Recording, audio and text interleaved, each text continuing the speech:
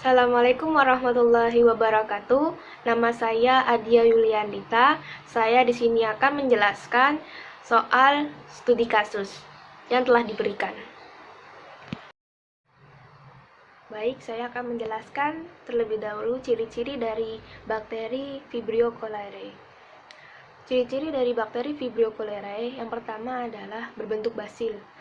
Basil artinya batang bengkok yang seperti koma. Lalu, bakteri Vibrio cholerae ini berjenis gram negatif, artinya dinding selnya tersusun atas peptidoglikan dan lipopolisakarida. Vibrio cholerae ini bersifat aerob, artinya hidup dengan oksigen, atau juga anaerob fakultatif, hidup dengan oksigen atau tanpa oksigen.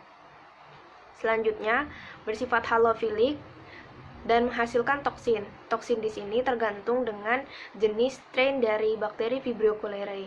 Beberapa strain tidak dapat menyebabkan apapun atau hanya menyebabkan gejala klinis ringan. Dan ada juga beberapa strain menghasilkan enterotoksin sehingga menyebabkan gejala yang signifikan. Bakteri Vibrio cholerae ini tumbuh optimal pada pH 7 dan sensitif terhadap suasana asam. Mampu memfermentasi glukosa, sukrosa, dan manitol. Flagel pada bakteri Vibrio cholerae ini berjenis monotrik. Hanya ada satu di kutub Vibrio cholerae. Vibrio cholerae tidak menghasilkan spora. Demikian selanjutnya penjelasan struktur bakteri Vibrio cholerae.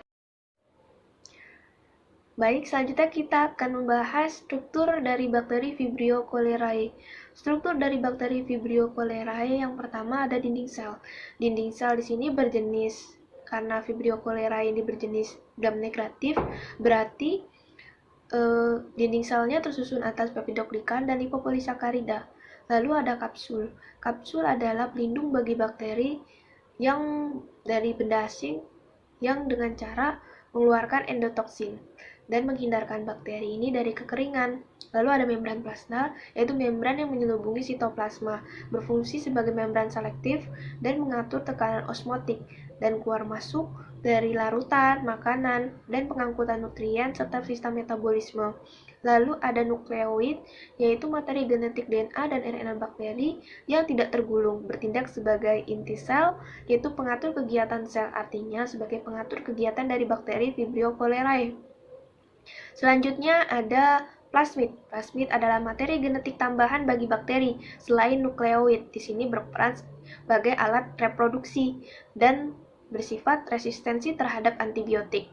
Lalu selanjutnya ada granula makanan. Di sini sebagai penyimpan cadangan makanan. Lalu ada pili. Pili di sini berperan pada saat bakteri ini bereproduksi.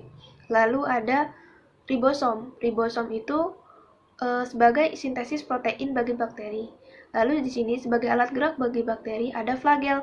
Flagel di sini karena bakteri Vibrio cholerae maka berjenis flagel monotrik, artinya hanya ada satu di kutub bakteri. Lalu ada sitoplasma. Sitoplasma ini merupakan ruangan yang berisi cairan. Yang berisi sebagian besar itu adalah cairan, air 80%, dan sisanya adalah zat terlarut. Baik, kita akan membahas penyakit yang ditimbulkan oleh bakteri Vibrio cholerae. Penyakit yang ditimbulkan oleh bakteri Vibrio cholerae adalah penyakit kolera. Penyakit kolera ditimbulkan oleh bakteri Vibrio cholerae fascicle biotipe O1. Masa inkubasinya adalah 1-4 hari. Gejala yang ditimbulkan adalah mual, muntah, dan buang air besar seperti air cucian beras dalam jumlah banyak, yaitu sekitar 15-20 liter setiap harinya, sehingga menyebabkan dehidrasi, kehilangan elektrolit, dan naiknya keasaman darah. Pada kasus yang berat, penderita akan kehilangan cairan dan elektrolit secara cepat dan banyak, sehingga terjadi renjatan keasaman metabolik. Dan bila tidak diobati, dapat menyebabkan kematian. Vibrio cholerae dapat menjadi pencemar pada air dan makanan yang menyebabkan diare pada seseorang yang mengonsumsinya. Pada suatu komunitas masyarakat dengan tingkat sanitasi dan higien yang buruk, bakteri ini dapat menjadi penyebab Wabah kolera. Timbulnya wabah kolera ini tidak hanya dipengaruhi oleh sanitasi dan higien yang buruk, akan tapi faktor kemampuan bakteri yang dapat bertahan hidup dalam jangka waktu lama, dalam bentuk viable but non-culturable. Penyebabnya adalah lingkungan ekstrim yang kurang mendukung pertumbuhan bakteri, sehingga bakteri menyesuaikan diri dengan cara mengurangi metabolisme dan bentuk ukuran bakteri yang lebih kecil dari ukuran semula. Pada lingkungan bakteri ini disebut variable but non-culturable, sehingga secara epidemiologi lingkungan ini mempunyai andil dalam mengatasi wabah kolera.